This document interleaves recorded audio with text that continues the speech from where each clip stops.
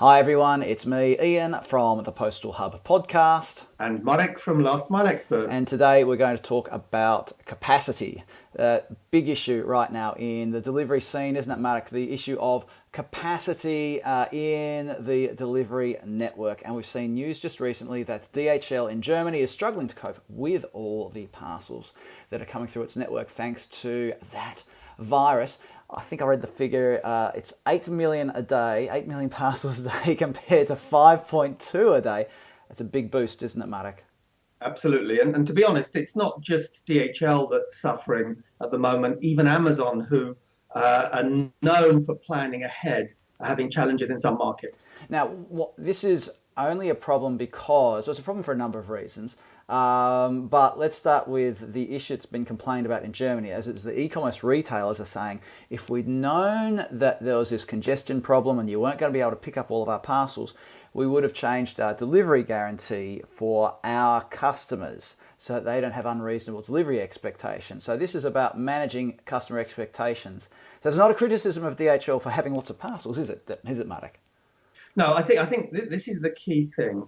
Communication is probably the single most powerful tool that you can bring into action very quickly because we had a discussion before Yeah. that you can't suddenly change your hubs. You can boost them a little bit and you can try and be more effective and add extra shifts subject to COVID restrictions.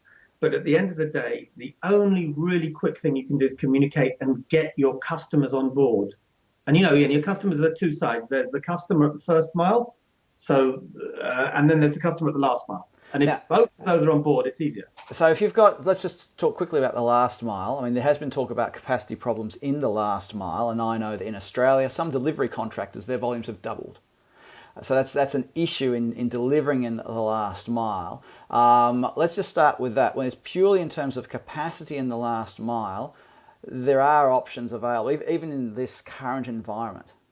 Absolutely, and I think you're right. The last mile, in a way, is easier, and what is key here, I think, is good IDM, interactive delivery management, so you can communicate with your customer. So they can, for example, tell you, "Look, I'm at home Thursday." Well, actually, people are at home quite a lot Home now, all the time. but this is a good time, or leave at the entrance to my estate if there's a security guard there, or leave with my Yeah. mother next door, whatever else. So that's part of it, but the other side is out of home.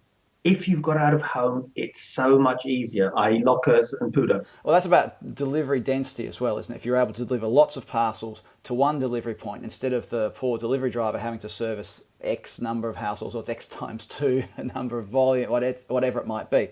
I think a key part Here, here.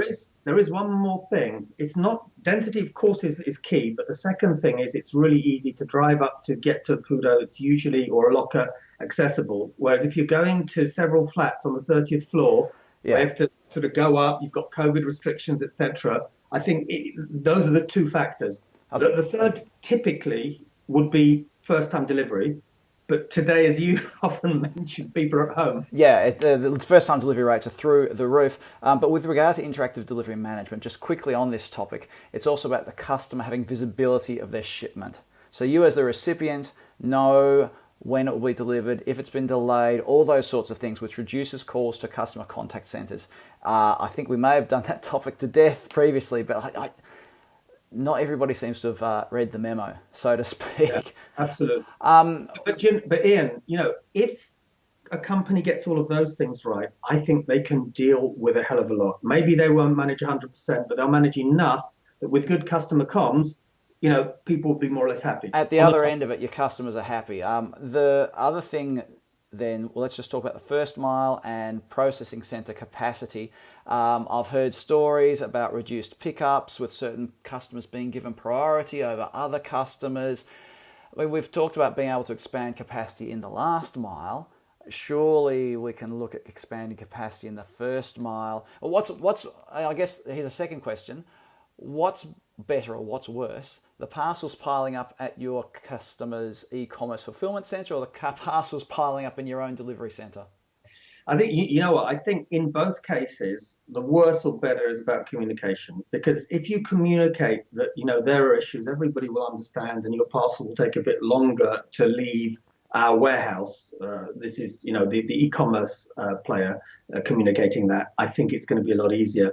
But I think also working together, there could be more options. So it could be, for example, that, you don't pick up every day, you pick up every second day, but a larger amount, so you don't have wasted space.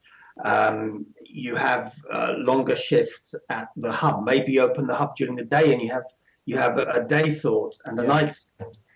There's a lot of stuff that can be done. Maybe, one revolutionary one is, and I know I'm nattering along, but this is one of my favourite subjects, would be maybe direct injection to localized stock points or localized depots rather than going through a traditional vinyl, if the seller's got some kind of transport capability.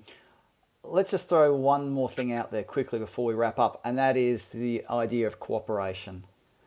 Is this the time for delivery companies, posts, private companies, everybody to cooperate more? If you know that a customer is giving you a lot of volume, but your competitor has some capacity, is this the time to be sort of saying to your competitors, right, this is an extraordinary era, we have to work together? And that's a really good point. The sharing economy could come into play. If we can imagine, there are loads of shopping malls, loads of other places where theoretically you could stock items which are more or less closed and dead now. Imagine that, the Chinese have been able to set up field hospitals within days or weeks. Why can't we set up distribution sites in a similar manner? And maybe, take a revolutionary move. Of course, it's not easy, but I think if people were to work together, you're spot on there, a lot could be done. Well, plenty of meat for people to chew on in this little conversation we've had. If you want to comment below. Sorry, with the thumbs, whatever it is, you know what I mean. Comment below. Join the conversation. We want to hear what you think about this particular topic. How can you manage the congestion in the network? What are the options that are out there? Share below. We want to hear from people what they think. And if you want to suggest a question for a future future episode of these video chats, we haven't really come up with a snappy name yet. But Videocast. I like videocast. Drop us a line underneath in the comments, or go to Slido. There's a crawler going across right now. Look at the crawl. That's got the details in it. Marek Rozycki from Last Mile Experts. Thanks for joining us today. Thanks, Ian. Thanks, everyone.